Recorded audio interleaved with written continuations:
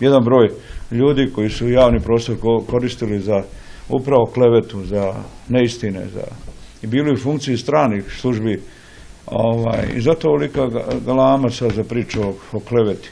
Dakle, i onom zakonu o nevladinim organizacijama koje Amerika smatra stranim špijunima.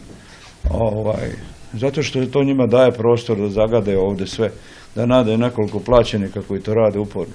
Od one Ceničke do mnogih drugih koji to čine i rade. Lažu, petljaju i bez ikakve odgovornosti. I nikad se ne umaraju, uvijek izmišljaju nešto. Dakle, ovdje nije priča o kleveti. Niko ne želi nikoga da spriječi, ovdje se radi o istini. Govoriti istinu je vrhunska stvar. I nemoguće je da nekoliko onih koji su poznati po tome što su zagađivali javni prostor u prošlosti. Ne samo da Njemačka ima krivično djelo klevete, nego ima i krivično djelo sramoćenja.